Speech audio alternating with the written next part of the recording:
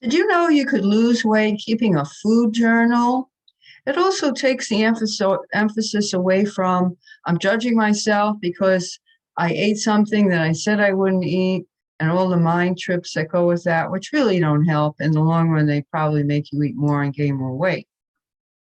So, here are some tips for what you can record when you keep your food journal. First, what's your hunger level? Think of it on a scale of 1 to 5. If we eat when we're ravenously hungry, we know we just eat everything in sight. And when we eat when we're really not hungry at all, it's usually because we're doing some emotional eating, trying to fill something that has nothing to do with physical hunger, or we're eating because that's a designated time that we have to eat. So, ideal, we want our hunger level to be about 3 or inching towards 4. We definitely don't want it to be a 5, which is way too hungry, and we don't want it to be 1 or 2, where our body really isn't ready to digest any food and it's probably just going to sit. We're not going to enjoy it anyway because our body is not ready to eat. So keep a track of your numbers right before you eat, and track that over time. That's one thing. Next is where you eat. You might notice you eat in places that are not designated for eating. You might eat at your workspace. You might eat sitting on the couch watching TV.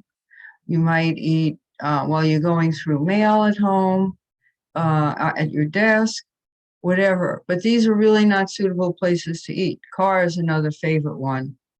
So you want to first track what you're doing. Where are you eating? And is there some activity going on? Those two are very connected.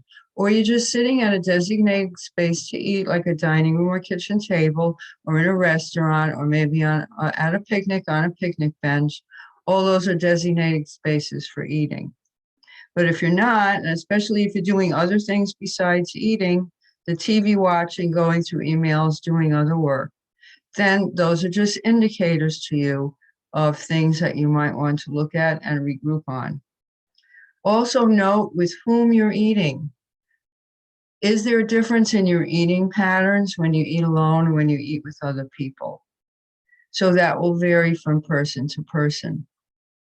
And if you could spend some meals sitting and eating by yourself, you'll probably notice that you pay more attention, you potentially pay more attention if you're eating in the right place, and you could learn a lot about your mind-body connection, the connection between your thoughts and emotions and things that have happened and what you're choosing to eat. So note, just start by noting that, and also see, do you eat more or less when you're with other people?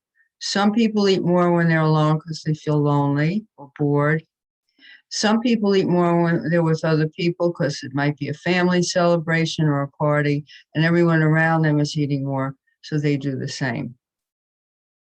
Then, which would be the most obvious thing, what do you eat? Keep a track of everything you put in your mouth, everything you eat, everything you drink. Sometimes we think we're eating just fine, and then when we look at the record, we go, oh, it's not exactly what I thought. Or sometimes you snack on things and it's so unconscious you're not even considering that you ate it. So you might say, oh, I just ate a salad today and a piece of fish and steamed broccoli at night. Why am I gaining weight?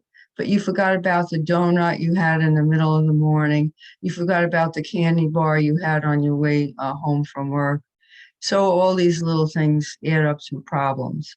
So just track it and definitely be objective about it.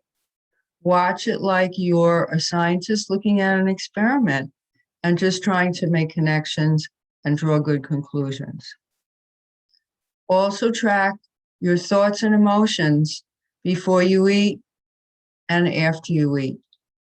So if you're eating when you're hungry, you're sitting in the right place, maybe enjoying a meal with family or friends, then probably you'll have very good emotions going on, positive emotions.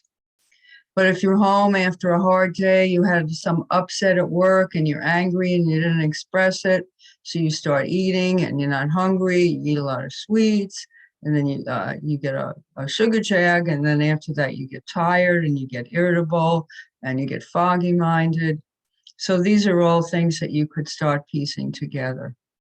See what your triggers are when you eat at a time where you're really not hungry and you have negative emotions going on. What actually caused that? See if you could trace it back over time. Then another fun thing to do is to track the colors of the foods that you're eating. And if you're eating a lot of foods that are processed and fast foods, there's a lot of white foods and bland looking foods. But if you take a system like traditional Chinese medicine, then colors of foods create a balance. So in the day, you need something with a dark black or brown color, like maybe a piece of whole grain bread or even a small sprinkle of black sesame seeds, whatever. And then you need something green, green blue family. So there's loads of fruits and vegetables in that family. And then something red, like a nice tomato. And then something in the orange yellow family. Again, there's lots of fruits and vegetables that probably come to mind for that category. And then something white, like maybe some rice or even a radish. It doesn't necessarily have to be a lot of each color, but all the colors, all those 5 colors should be included every day in your diet. You might even try including them in every meal, or you might focus on one color like green, which is the center of the color spectrum and very balancing, and include lots of green foods in your diet. Or even one day just try a green diet and just eat all green foods, all the green vegetables that are available, the leafy greens, the salad greens, also greens that you could cook like collard and kale, and asparagus and green beans and cabbage and broccoli. It goes on and on. Green fruits, grapes and kiwi fruit, green apples, etc. There's green beans like mung beans. So just have at it. It's fun to experiment like that. And you'll find there's lots more green foods than you ever thought of. Even olive oil can be considered a green food, especially if it's good quality cold pressed. And last, track the time that you spend eating.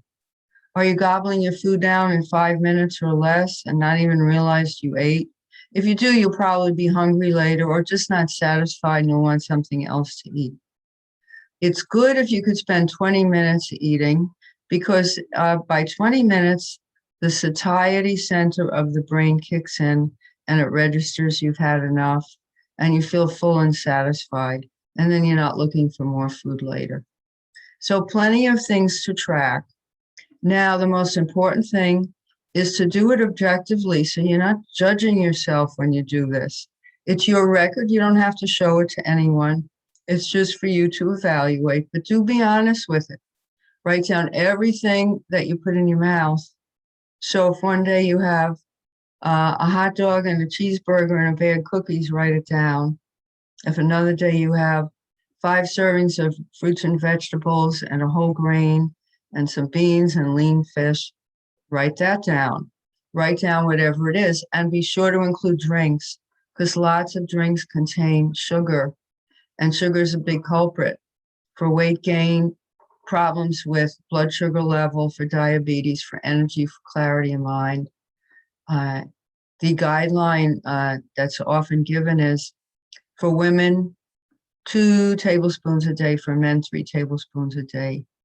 So if you have, a big serving of ice cream or a big hunk of pie or a big can of soda, you're way over the limit already. So it's just things to know so you could see what your pattern is.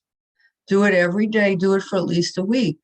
I've had clients who do it for weeks on end because it really helps them be accountable to themselves. And then target something that you'd like to work on. Oh, I'm really not very hungry when I eat. Let me work on this. Or I only spend an average of 3 or 4 minutes eating my meal. I'm really eating too fast. Let me slow down. Maybe try chewing each bite of food 32 times. It's very challenging and definitely changes your relationship with food. So check it out. Keep your journal. See what your patterns are. and see what really jumps out at you that you like to just experiment with. And by all means, think of it as an experiment, not a way to force yourself into what you think is the right way to eat, which is not the way you really want to eat, and which you probably know just doesn't work. But slowly evolve over time. And with this increased awareness, you're bound to start making better food choices and developing better eating habits. And those extra pounds that you're trying to lose will just start to drop off.